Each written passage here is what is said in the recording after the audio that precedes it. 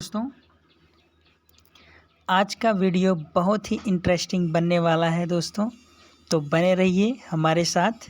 सबसे पहले मेरा आप सभी को सादर प्रणाम। मैं विकास चौधरी हमारे यूट्यूब चैनल पर आप सभी का हार्दिक स्वागत एवं अभिनंदन करता हूं।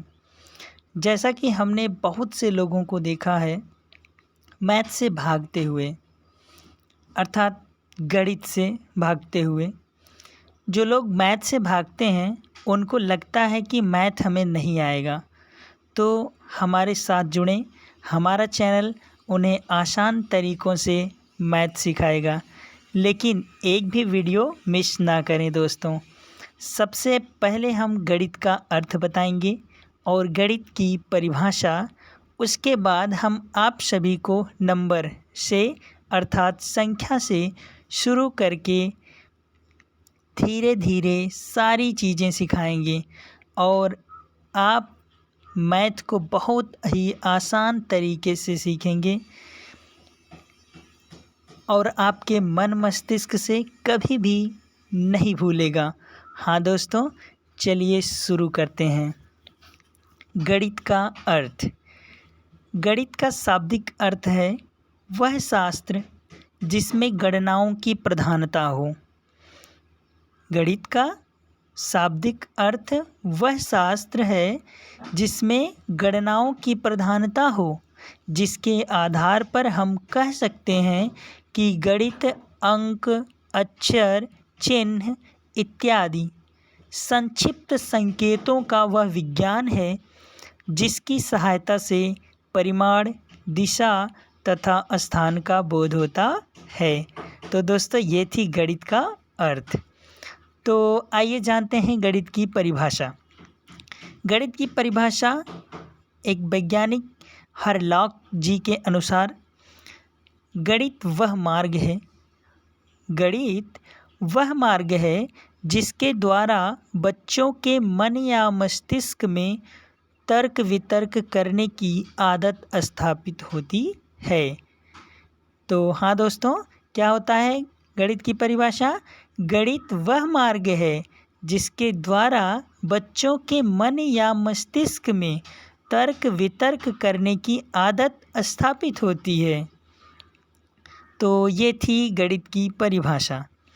तो दोस्तों, आइए हम जानते हैं संख्या के बारे में। संख्या, नंबर। ठीक, नंबर हम जानते हैं कि 0, 1, 2, 3, 4, 5, 6, 7, 8, 9 तक को हम क्या कहते हैं? अंक कहते हैं। मतलब 0 से लेकर के 9 तक को हम क्या कहते हैं? अंक कहते हैं। और इन्हीं अंकों से संख्या का निर्माण होता है। जैसे हमें 11 लिखना हुआ तो हम 11 कैसे लिखेंगे? 1 1 1 1 लिखेंगे ना, मतलब 1 का 2 बार प्रयोग करेंगे तभी तो 11 होगा। तो इसका मतलब हम इन्हीं अंकों के प्रयोग से क्या करते हैं? संख्या का निर्माण करते हैं। ठीक, हाँ दोस्तों, अब देखिए संख्या का जन्म। संख्या का जन्म कैसे हुआ होगा? वैसे तो संख्या का जन्म कैसे हुआ इसका कोई साक्ष्य हमारे पास नहीं है, ना ही कोई लिखित दस्तावेज है, ना ही कोई प्रमाण है। आकलन बस कहा गया है कि इसका जन्म उस समय हुआ होगा जब आदिमानव पशु पक्षियों को मारने के बाद यह सोचा होगा कि आज हमने कितना शिकार किया है। तो दोस्तों, जब आदिमानव ने शिकार किया होगा तो उनके मन में तो ये ज़रूर आया होगा कि आज हमने कितना शिकार किया, 1 किया कि 2 किया, कितना किया। तो इसके लिए उन्होंने कुछ न कुछ तरकीब निकाली होगी। तो धीरे धीरे संख्या का जन्म वहीं से हुआ होगा। तो संख्याएं भी वैसे कई प्रकार की होती हैं, जैसे प्राकृतिक संख्या जिसे हम नेचुरल नंबर कहते हैं। नेचुरल नंबर वे संख्याएं जो वस्तुओं को गिनने में प्रयुक्त की जाती हैं। वे संख्याएं जो वस्तुओं को गिनने में प्रयुक्त की जाती हैं प्राकृतिक या धन पूर्णांक संख्या कहलाती है। हाँ दोस्तों, इन्हें हम धन पूर्णांक संख्या भी कहते हैं। नेचुरल नंबर को धन पूर्णांक संख्या भी कहते हैं। जैसे 1 2 3 4 5 6 7 8 9 10 कहाँ तक? इनफाइनाइट तक। 1 से लेके इनफाइनाइट तक हमारा क्या है? नेचुरल नंबर है, प्राकृतिक संख्या है, प्राकृत संख्या। तो सबसे छोटी प्राकृत संख्या क्या होती है? ये भी सवाल खड़ा होता है। तो सबसे छोटी प्राकृतिक संख्या दोस्तों क्या होती है? 1 होती है, क्योंकि हम 1 से ही तो स्टार्ट कर रहे हैं ना गिनना। 1 से 1 2 3 4 5 6 इनफाइनाइट तक। तो 1 हमारा क्या हो जाएगा? प्राकृतिक संख्या। और सबसे बड़ी प्राकृतिक संख्या क्या होती है? सबसे बड़ी प्राकृतिक संख्या तो अभी ज्ञात ही नहीं की गई है। क्यों नहीं ज्ञात की गई है? क्योंकि इन संख्याओं की गिनती कहाँ पे ख़त्म होती है ये हमको पता नहीं है। क्यों? इसीलिए तो हम कहते हैं ना कि 1 से लेके इनफाइनाइट तक। ठीक। अगर कोई पूछता है आपसे कि सबसे बड़ी प्राकृतिक संख्या बताइए, तो आप क्या कहेंगे? सबसे बड़ी प्राकृतिक संख्या ज्ञात नहीं की जा सकी है। ठीक। तो दोस्तों आइए देखते हैं पूर्ण संख्या। पूर्ण संख्या के बारे में जानेंगे। पूर्ण संख्या मतलब होल नंबर। होल नंबर मतलब पूर्ण। पूर्ण मीन्स क्या होता है? पूरा। पूर्ण मीन्स क्या होता है? पूरा होता है, जो कंप्लीट हो। जैसे हम जानते हैं यदि प्राकृतिक संख्या, जैसे कहा जाए यदि प्राकृतिक संख्या में 0 को सम्मिलित कर लिया जाए, यदि प्राकृतिक संख्या में 0 को सम्मिलित कर लिया जाए तो वह पूर्ण संख्या कहलाती है। मतलब दोस्तों 0 से लेके इनफाइनाइट तक। 0 से लेके कहाँ तक? इनफाइनाइट तक। 0 1 2 3 4 5 6 7 8 9 10 कहाँ तक? इनफाइनाइट तक। मतलब अगर हम नेचुरल नंबर में 0 को भी ऐड कर लेंगे तो वो हमारा क्या हो जाएगा? पूर्ण संख्या हो जाएगा। जैसे हमें 10 लिखना हुआ तो हम 10 कैसे लिखेंगे? 11 तो लिख लेंगे 1 1 करके, लेकिन 10 अगर लिखना हुआ तो हमें 0 की आवश्यकता पड़ेगी। 10 को पूर्ण करने के लिए हमें 0 की आवश्यकता पड़ती, इसीलिए हम प्राकृतिक संख्या में 0 को क्या कर लेते हैं? ऐड कर लेते हैं। इसीलिए वो हमारी क्या होती है? पूर्ण संख्या कहलाती है। ठीक दोस्तों, तो आइए जानते हैं पूर्णांक संख्याएं। पूर्णांक संख्याएं किसे कहते हैं, इसके बारे में भी हम जानते हैं। मतलब संख्याओं का ऐसा समूह जिसमें ऋण पूर्णांक आप जानते होंगे, जैसे -1 -2 -3 -4 -5। ठीक। और शून्य पूर्णांक। और क्या है? शून्य पूर्णांक। शून्य पूर्णांक मतलब 0। 0 देखिए ना तो धनात्मक है ना तो ऋणात्मक है, ये मिडिल वाला पार्ट है। इसको धनात्मक में भी यूज़ कर सकते हैं और ऋणात्मक में भी क्या कर सकते हैं? यूज़ कर सकते हैं। इसीलिए इसको शून्य पूर्णांक कहते हैं। और धन पूर्णांक। धन पूर्णांक मतलब आप जानते होंगे, धनात्मक संख्याएं, प्राकृतिक संख्याएं भी धनात्मक पूर्णांक होती हैं। 1 2 3 4 5 6 7 8 9 इनफाइनाइट तक। तो इन्हें हम क्या कहते हैं? धन पूर्णांक। इन सभी संख्याओं के संग्रह को हम क्या कहते हैं? पूर्णांक संख्या। एक परिभाषा के तौर पे मैं आपको बता दूं, अगर आप लिखना चाहते हैं तो जैसे लिखिए, संख्याओं का ऐसा समूह जिसमें ऋण पूर्णांक, शून्य पूर्णांक और धन पूर्णांक हो। पूर्णांकों का संग्रह या पूर्णांक संख्या कहलाता है। ठीक है दोस्तों, तो आइए जानते हैं परिमेय संख्या के बारे में। ये भी एक संख्या है। परिमेय संख्या की सबसे पहले हम आपको डेफिनेशन बताते हैं, परिभाषा बताते हैं। जैसे कहा जाए कि वह संख्या जिसको हम P/Q मतलब P/Q, P को हम अंश कहते हैं और Q को हम क्या कहते हैं? हर कहते हैं हिंदी में। और इंग्लिश में क्या कहते हैं? नंबरेटर और डिनोमिनेटर। नंबरेटर को अंश कहते हैं और डिनोमिनेटर को हर कहते हैं। जैसा कि कहा जाए, वह संख्या जिसको P/Q के रूप में व्यक्त किया जा सकता है परिमेय संख्या कहलाती है, जहाँ p और q पूर्णांक हो। मतलब p और q क्या हो, कोई संख्या हो, कोई नंबर हो, ठीक। और q शून्य पूर्णांक ना हो, q क्या हो, शून्य पूर्णांक ना हो। मतलब q के स्थान पर ज़ीरो नहीं होना चाहिए। इसका मतलब हमारा डिनोमिनेटर जो होगा अर्थात हर जो होगा वो ज़ीरो नहीं होना चाहिए। अगर ज़ीरो हो जाएगा तो वो हमारी परिमेय संख्या नहीं होगी दोस्तों। जैसे कहा जाए 1/2, तो यह क्या है, एक परिमेय संख्या है। जैसे कहा जाए 4/0, 4/0 क्या है, बताइए बताइए। 4/0 एक परिमेय संख्या नहीं है।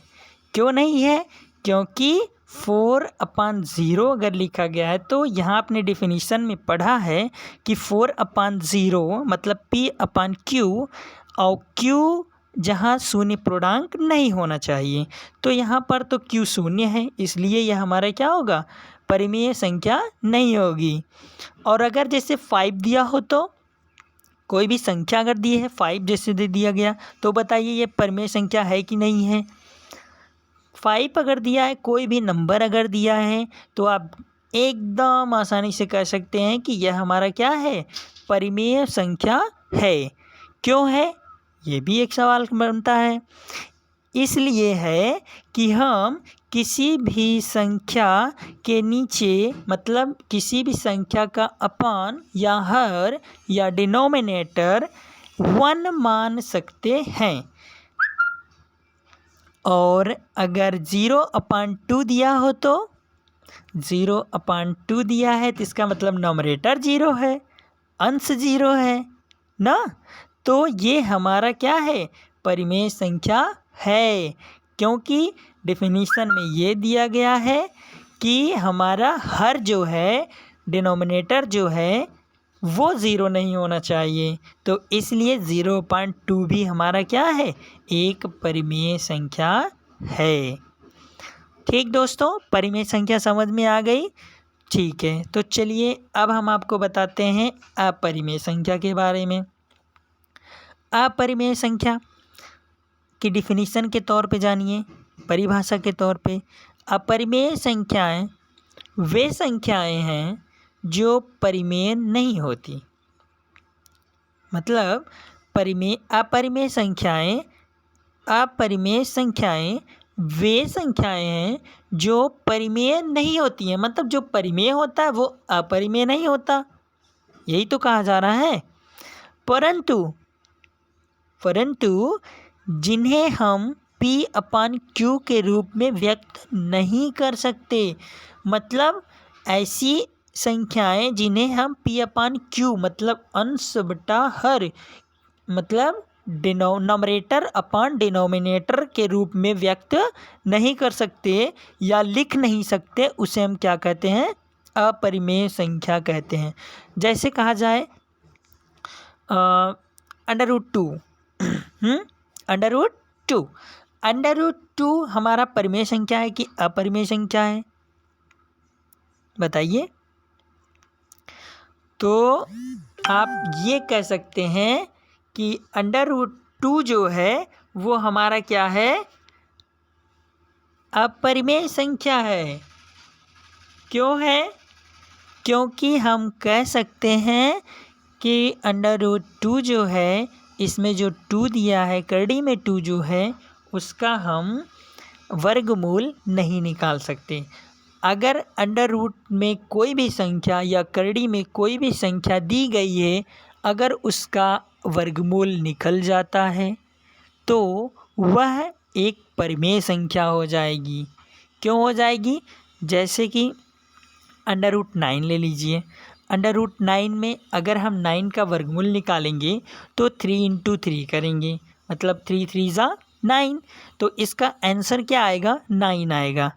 तो 9 हमारा एक नंबर हो गया। तो नंबर ही हमारा, कोई भी एक नंबर हमारा एक परिमेय संख्या होता है। क्यों होता है, क्योंकि नंबर के नीचे हम अपान 1 मान सकते हैं। समझ में आया दोस्तों, ठीक। और अब आप जानिए सम संख्या के बारे में। सम संख्या किसे कहते हैं, जिसे इंग्लिश में कहते हैं इवन नंबर। ठीक, इवन नंबर दोस्तों वह नंबर होता है, मतलब वह संख्या जो 2 से विभाजित हो जाए, मतलब जो 2 से डिवाइड हो जाए। किसी भी संख्या में भाग देने पर 2 से वो पूरा पूरा क्या हो जाए, कट जाए, पूरा पूरा विभाजित हो जाए, तो उसे हम क्या कहते हैं, सम संख्या कहते हैं। इसका मतलब वह संख्या जो 2 से विभाजित हो जाए सम संख्या कहलाती है। एग्जाम्पल के तौर पे जैसे 2, 4, 6, 8, 10, 12, 14 इत्यादि। ठीक दोस्तों, और अगर कोई पूछता है आपसे कि सबसे छोटी सम संख्या बताइए, तो सबसे छोटी सम संख्या दोस्तों आपकी क्या है, 2 है। ठीक, और सबसे बड़ी सम संख्या क्या है, तो आपका यही जवाब होगा कि सबसे बड़ी सम संख्या अभी तक ज्ञात नहीं की जा सकी है। ठीक, तो आइए अब जानते हैं विषम संख्या के बारे में, इसको इंग्लिश में ऑड नंबर कहते हैं। ऑड नंबर मीन वह संख्या जो 2 से विभाजित नहीं होगी, अर्थात वह संख्या जिसको हम 2 से भाग देंगे तो वह पूरा पूरा विभाजित नहीं होगी, कोई न कोई रिमाइंडर बच जाएगा, मतलब शेषफल बच जाएगा। तो इसका मतलब हुआ कि वह संख्या जो 2 से विभाजित नहीं होगी उसे हम विषम संख्या कहते हैं। एग्जाम्पल के तौर पे जैसे कहा जाए 1, 3, 5, 9, 11, 13 इत्यादि। और सबसे छोटी विषम संख्या क्या होती है दोस्तों, सबसे छोटी विषम संख्या होती है 1। ठीक, और सबसे बड़ी विषम संख्या क्या होती है, तो आपका यही जवाब होगा कि सबसे बड़ी विषम संख्या अभी तक ज्ञात नहीं की जा सकी है। ठीक, तो आइए हम जानते हैं भाज्य संख्या के बारे में। भाज्य संख्या जिसे कहते हैं कंपोजिट नंबर। ठीक, कंपोजिट नंबर मीन्स भाज्य संख्या, मतलब जो संख्याएं कट जाएं, भाग देने पर क्या हो जाएं, कट जाएं। डेफिनेशन के तौर पे देखें तो जैसे कहा जाता है कि वह संख्या जो 1 से और अपने आप के अतिरिक्त किसी दूसरी संख्या से विभाजित हो जाए उसे भाज्य संख्या कहते हैं।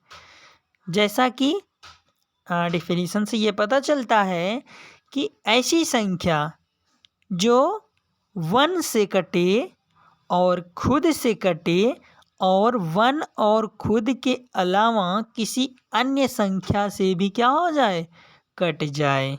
जैसे कोई भी संख्या लीजिए, जैसे हम ले रहे हैं 6 ले रहे हैं, तो 6 में अगर हम डिवाइड करेंगे 1 से तो ये तो कट जाएगा, 1 तो सब में कंपलसरी है, मतलब 1 सभी को काट देगा भाग देने पर। उसके बाद 1 और किससे कटता है, 6 से, मतलब वो खुद से भी कट जाएगा 6। ठीक, 6 1 जा 6 या 1 6 जा 6, ये तो हो गया। उसके बाद ये किसी अन्य संख्या से भी कटने का अर्थ क्या है, ये 2 से भी कट जाएगा। 2 से डिवाइड करेंगे, 2 3 जा कितना होगा, 6 होगा। फिर अगर हम 3 से भी डिवाइड कर रहे हैं तो 3 2 जा 6 होगा। इसका मतलब ये 1 से भी कट रहा है, 2 से भी कट रहा है, 3 से भी कट रहा है और खुद से भी कट रहा है 6 से। तो ये क्या हो जाएगा, हमारा भाज्य संख्या, कंपोजिट नंबर।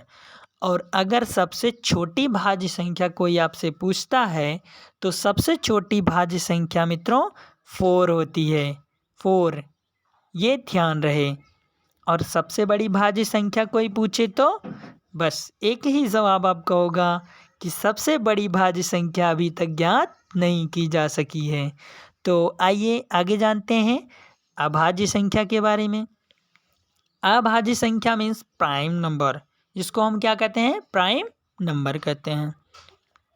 डिफिनीशन के तौर पे देखा जाए, परिभाषा के तौर पे, मतलब वह संख्या जो 1 और अपने के अतिरिक्त किसी दूसरी संख्या से विभाजित ना हो, उसे हम क्या कहते हैं? अभाज्य संख्या कहते हैं।